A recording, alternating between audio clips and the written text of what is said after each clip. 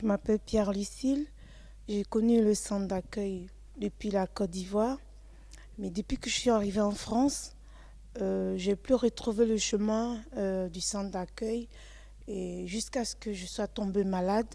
J'ai eu plusieurs maladies en même temps qui ont commencé à s'enchaîner. J'avais la baisse des tensions, j'avais de l'anémie, on m'a transfusé du sang. Après, ils ont détecté la tuberculose. Après, ils ont détecté une infection au foie, où j'ai eu une intervention au foie qui s'est mal passée.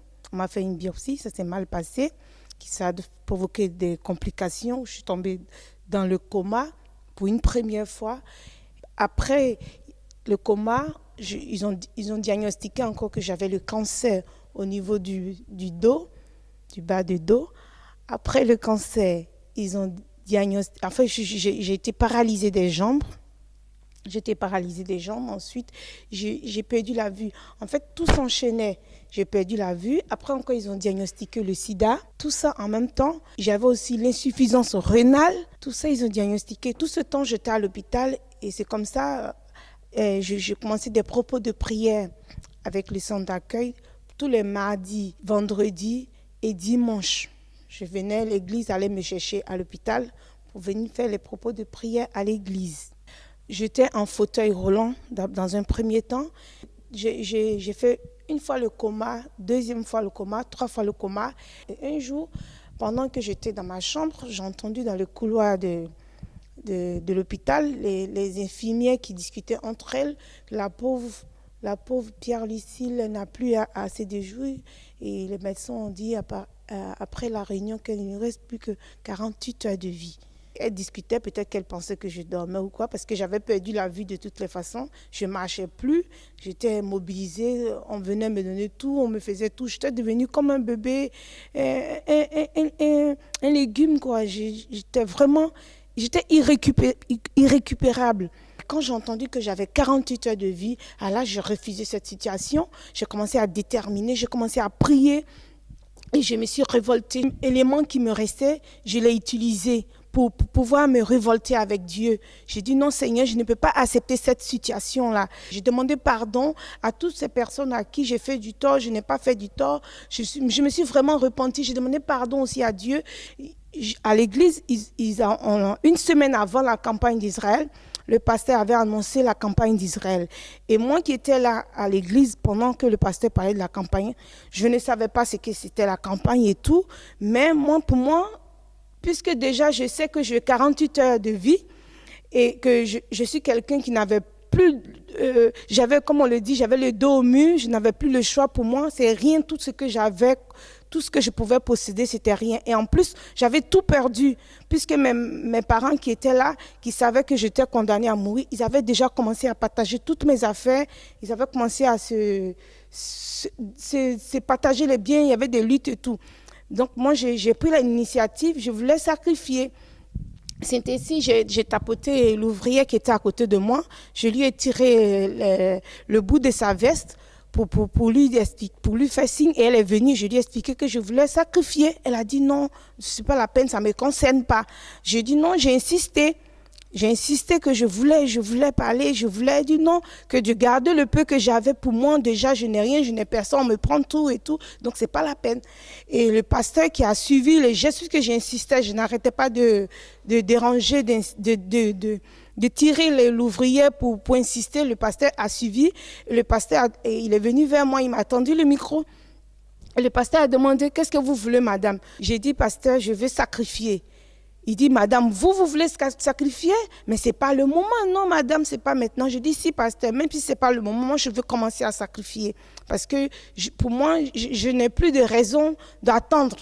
Parce que je n'ai plus de raison d'attendre. Il faut que je fasse ça maintenant. C'est maintenant que je veux faire. Et c'est comme ça, moi, dans mon insistance, j'ai déposé mon enveloppe sur l'hôtel. Ils m'ont aidé, ils m'ont porté, ils m'ont amené, les ouvriers m'ont amené sur l'hôtel. Sous la demande du pasteur, j'ai déposé l'enveloppe et je me suis assise. Et après, quand la campagne est arrivée encore, j'ai sacrifié. C'est comme ça que j'ai persévéré dans les propos de prière, prières de guérison, de délivrance. Et je n'ai pas arrêté de sacrifier jusqu'à aujourd'hui. Et Dieu n'arrête pas de bénir ma vie. Aujourd'hui, j'ai retrouvé la motricité de mes jambes, mon physique. Dieu a béni ma vie financière. Dieu a béni aussi mon logement. J'ai déménagé de là où j'habitais quand je suis sortie de l'hôpital. J'habitais en plus, ça je ne l'ai pas dit, j'habitais dans un foyer. Parce que j'avais perdu le logement que j'avais. Ils avaient déjà tout pris. Et il fallait que je dormais déjà chez des cousines, des tantes. Parce que quand je sortais de l'hôpital, j'étais à gauche, à droite. Et c'est comme ça, je me suis retrouvée, en attendant, je me suis retrouvée dans un foyer. Les ouvrières de Colombe venaient me chercher en voiture pour m'amener pour faire les propos de prière. Et pendant ce temps, je continuais à déterminer jusqu'à ce qu'un jour, j'ai déposé la béquille. J'ai tout laissé et je venais tout le temps à l'église. Et je déterminais. Et Dieu a béni. J'ai été logée. J'ai déterminé aussi pour ma vie professionnelle. J'ai été admise pour venir faire une formation, un travail ici. Quand je suis arrivée, 2 jours avant ma reprise ici à Villejuif, on m'appelle encore pour me dire que non, ce n'est plus la peine, on ne me prend plus. Je dis, mais c'est pas possible. J'ai dit non. Et ça a coïncidé encore. Il y avait encore une autre campagne. Et c'était la première campagne de Gédéon. J'ai participé, j'ai dit ça, cette campagne, elle est faite pour moi. Il faut que tu changes cette décision. Et Dieu a béni. En plein milieu de la campagne, on me rappelle pour me dire, le même jour que la formation de compagnie du travail a commencé, on m'a appelé le soir pour me dire, oui, Madame Pierre-Lucille, on s'excuse, on s'est trompé. Est-ce que vous êtes toujours, ça vous intéresse toujours de venir? Je dis, bien sûr, ça m'intéresse. Bon, ok, vous pouvez venir quand vous voulez. Je dis, dès demain matin à 7 heures, à première heure, je suis là. D'abord, j'ai sacrifié tout ce que j'avais sur moi à l'hôpital, puisque déjà, ils avaient volé et tout ce que j'avais. Donc, le peu que j'avais retiré, qui était sur moi, j'ai sacrifié ça, j'ai tout donné. J'avais de l'argent, j'avais des bijoux que j'avais portés pour aller à l'hôpital. J'avais une montre en or, des bagues, la chaîne, des bouts d'oreilles, mes bijoux que j'avais sur moi à l'hôpital. Je les ai fait vendre par l'aide ménagère. Elle a vendu.